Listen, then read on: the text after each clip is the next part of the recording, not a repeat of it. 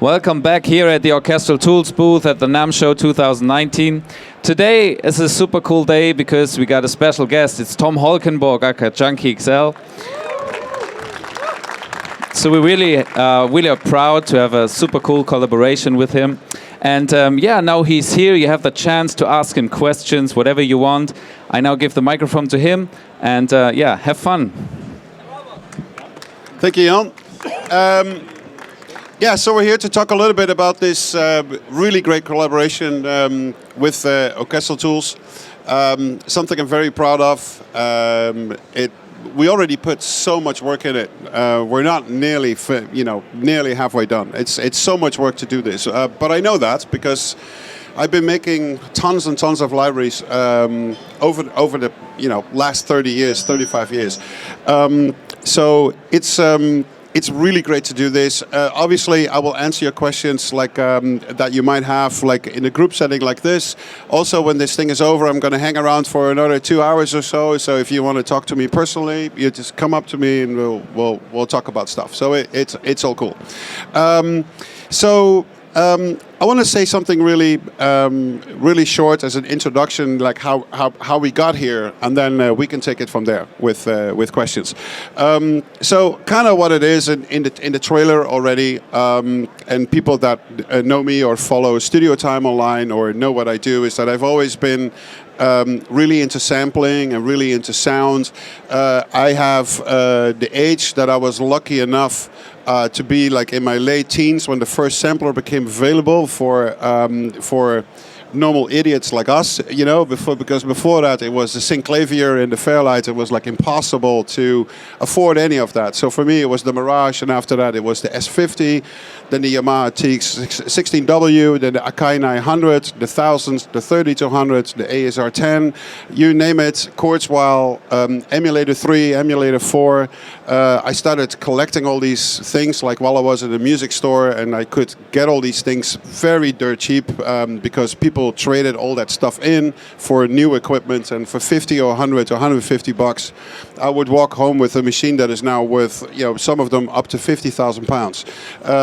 Not that I have any interest to sell all that, because I love using it, and they're my puppies, they're my babies. It's like I talk to them and I make sure they're clean, and it's like that's how bad it is. So I love sound. I always get inspired by sound, and you would ask yourself, why brass? Well, brass is an important sound in my music. Not only that, it's also the type of library of which I felt at first there's more than a major improvement to be gotten by a really, really good library. There's good string libraries out there. There's good. Well, woodwinds is another one that's a little tricky, but we'll talk about that later. And obviously percussion. But why brass? So I think that a lot of the brass libraries that are out there at this point, they cater like to an aspect of film music or an aspect of composing, but not necessarily everything. So I was thinking, what do I have to do to make a brass library that even John Williams would potentially consider using it? Right, John? Well, he's not here. It's his joke. And how do I make a brass library that potentially Trent Reznor wants to use, or Atticus Ross, or Rammstein? And then how would I make a brass library that all these hip hop and pop producers like Timbaland or Diplo or A-Trak want to use it as well? So all these things combined were very important to me, and we created. Well, we're not done yet, but we created a master plan how to attack this, and we're now roughly 4 to 6 months in on working on it, and there's still a lot of time left, but it's so encouraging where we are at this point, and I think when this thing comes out, it will be your one-stop brass library that is functional for everything that you would like to compose, and it sounds goddamn fucking amazing. Sorry for the language, but I mean, but it's very important to me. So I can keep talking, but are there any questions that people would like to know about this? Oh, there's question number 1.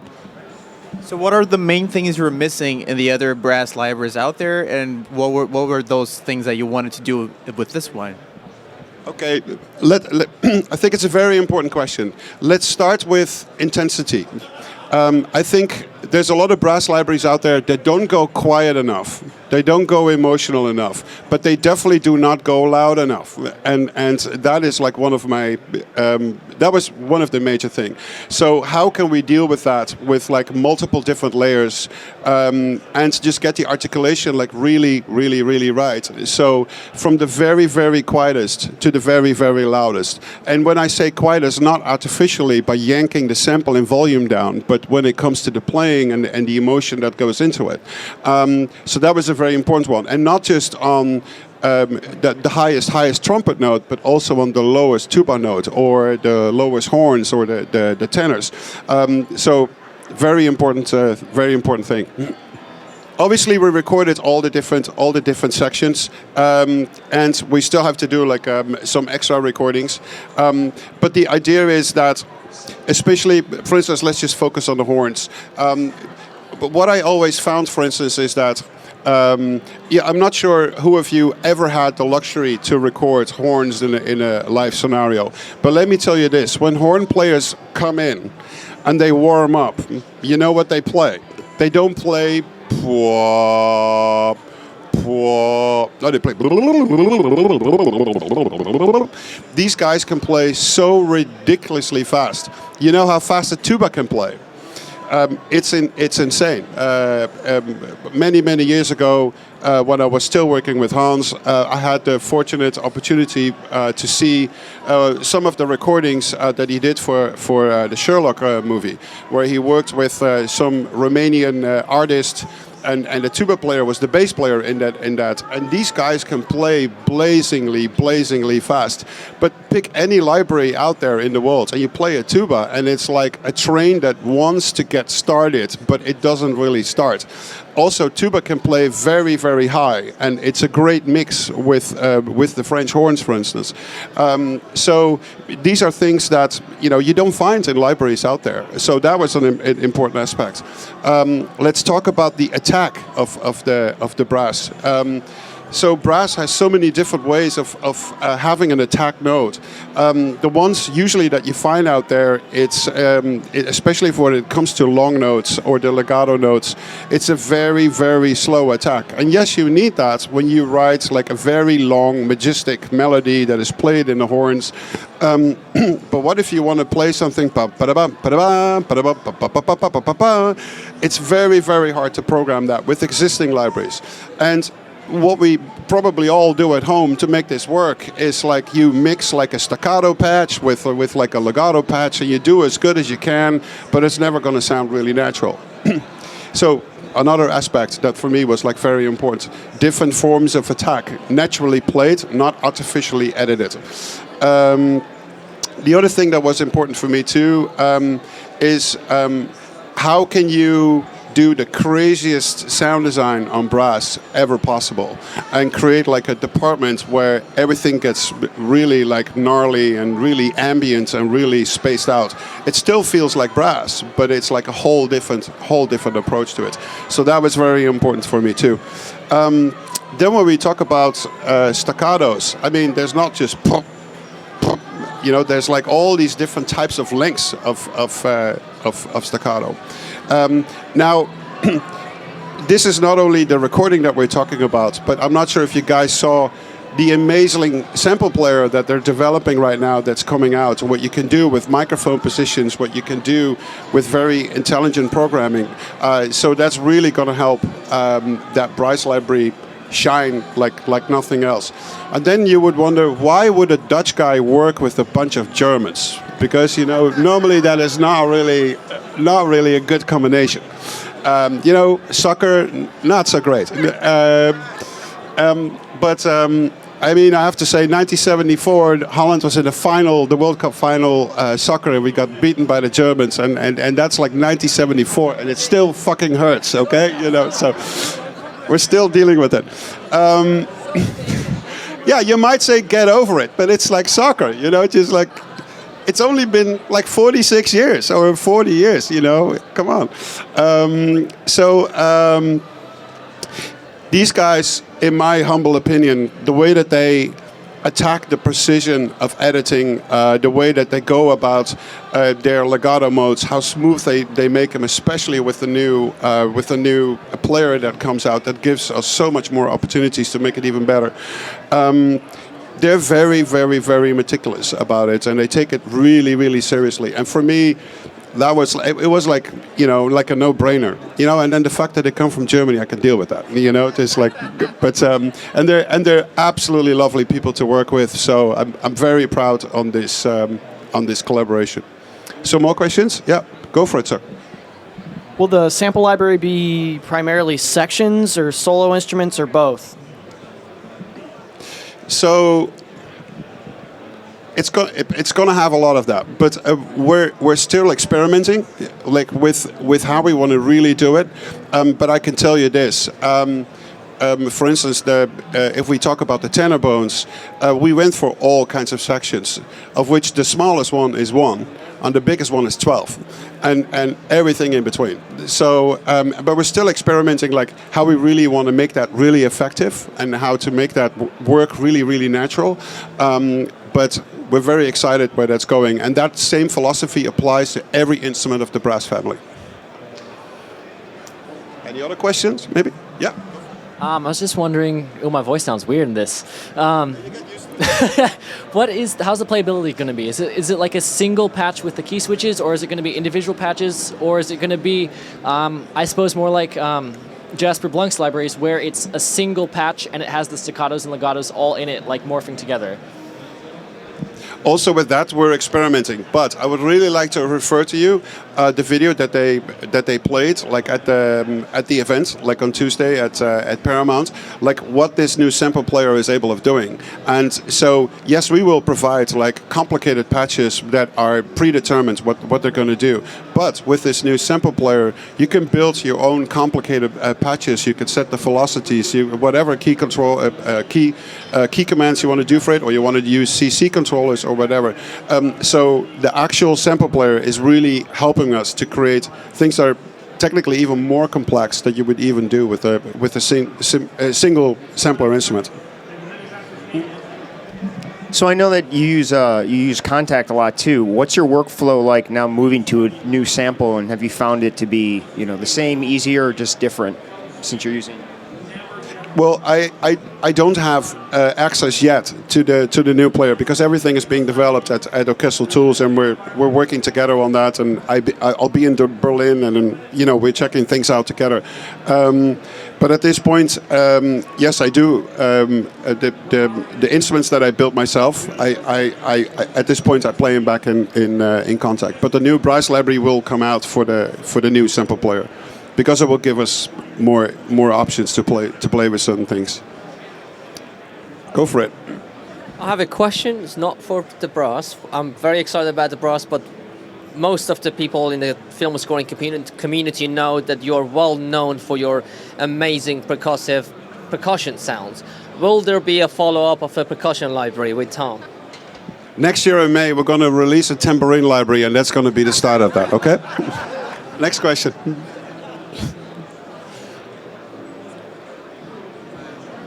Yeah, do you have any contemporary sound? Sorry, come again? Contemporary, like, contemporary. Yeah. Yes, because that's what I said in the beginning. Is like, how do I make a library that even John Williams wants to use? Oh, he went to the restroom. He's coming back in a little bit. And how do you make a brass library that experimental composers want to use out there? And and it should really feel like. Also in tone, it goes through various different tones. So for me, it's very important that for the people out there that want to, program brass in a very natural setting, just a standard orchestral section with like just 6 horns and 3 tenors and a bass bone and a tuba and 3 trumpets, that they can make it sound like extremely natural and just like, if you work on a Pixar score and you want everything to sound like very natural, not over the top, just like real instruments. But then if you want to create a track that sounds like even more brutal than the Mad Max score, you should have that opportunity too. So there will be brass sections that are going to be so over the top and so mixed and processed that it will give you that like straight away. So very important for me, and the same is like for all these hip hop and EDM producers that use brass in their tracks, and they have a typical way of approaching these instruments. Just as an example, one more time, Daft Punk, the opening of that, which is a complete brass opening. But what do you need to do to a library to make it appealing to EDM producers and hip hop producers to use it like that way? So we're all thinking about that. It's a brass library that pretty much for every producer, musician out there in the world would be very interesting to have and expand the color palette that they need for their tracks.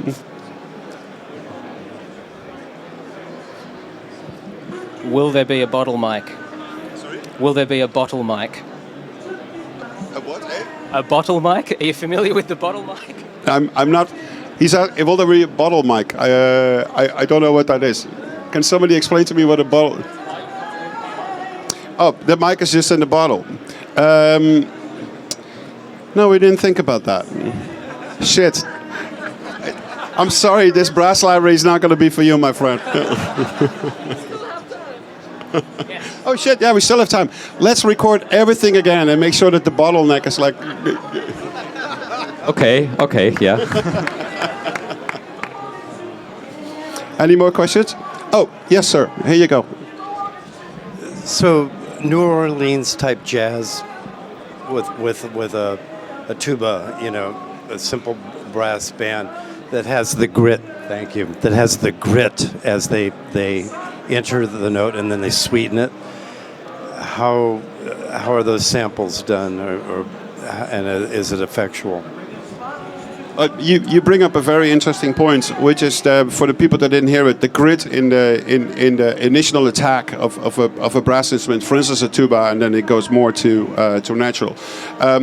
Yes, we did that as well. But grit can also be defined in different forms. So some people love the natural grit of an instrument, very, very natural sounding. Other people love a very electronic version of that. So for instance, the score of Mad Max is a combination of the natural grit and the electronic version of that grit. So yes, we definitely give those options for people to play with that. Very, very important, I think. And this actually goes for all the instruments of the brass family. It's not just the tuba, but everybody. Yes. Would you just go with these samples once you finish any music, or would you go with a live band afterwards? If I'm going to go on tour, you mean with the live band?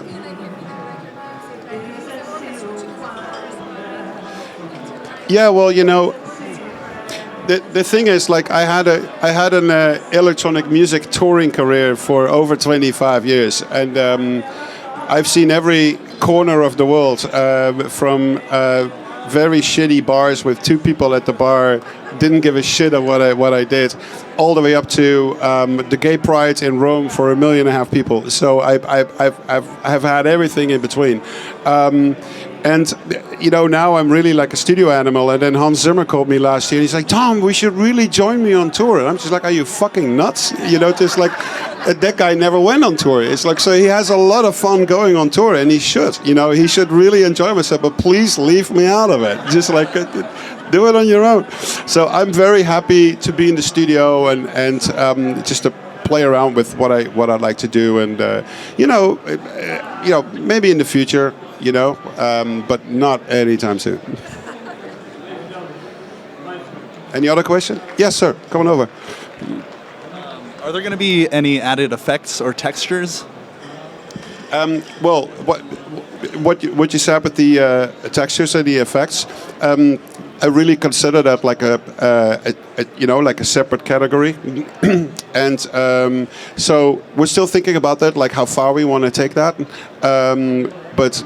Like I said, we're still working on it, and we're still like. So also, if you guys feel like, I would like to know from you guys. I'm not sure if you want to answer this, but what do you feel is missing? in existing brass libraries. And that's kind of the first video that I posted many months ago, way before we did any of the recording.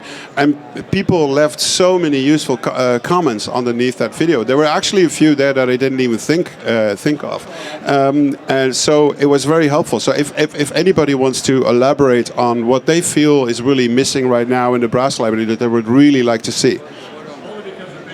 It might be a good texture, but you get a whole ensemble of just mouthpiece buzzes. Might be more comical, but might be. Yep, very good one. Yes, sir. I don't think I've seen any brass libraries that include euphonium. That is true. It's also I worked with 6 euphonium players on one score. It was a very beautiful sound. We had 6 horns on the left and 6 euphoniums on the right. It sounded like really beautiful. But we have to. We did make a couple of choices when we did this brass library, because if you record every brass library or every brass instrument on the planet and you do everything with it that you would like to do, we're going to end up with a library that's only going to cost $8,999. And you know, I'm not sure how many people out here can afford a library like that, but.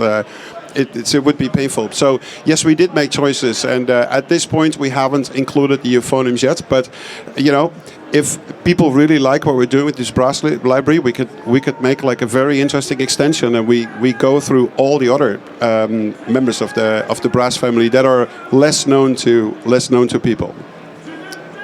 And any other comments regarding the? But yeah. Will they have mutes, like straight mutes, Harman mutes? That's another thing we're working on. Yeah, we're considering that as well, like how we're going to deal with that. Any other question? I personally feel like there are brass libraries that have that very low, punchy, chimbasy kind of sound, but I really have to struggle with getting it sound really amazing out the box. There's a lot of EQing that needs to be done, so the low end punches. Yeah, you guys don't need to worry about the low end in this brass library. It's going to be fucking kicking ass. So you got to be sorted. Okay, well, like I said, I'm going to be hanging around here for at least for another 2 hours, and you guys can talk to me. You can walk up to me. You can walk up to any of these wonderful guys, ask them questions, and I really want to thank you for being here. And we have a lot of fun creating this. So we're creating this for you guys, and you know, so you can be better composers, better sound, and that's the whole idea. A brass library that works for a film composer, a TV composer, a trailer composer, a hip hop producer, an EDM producer, and a sound design guy. Whatever you want, you're going to find really amazing patches in this library. So I'll take my hat off to all of you that I'm not wearing, but a imaginary hat, and thanks for coming up. Okay.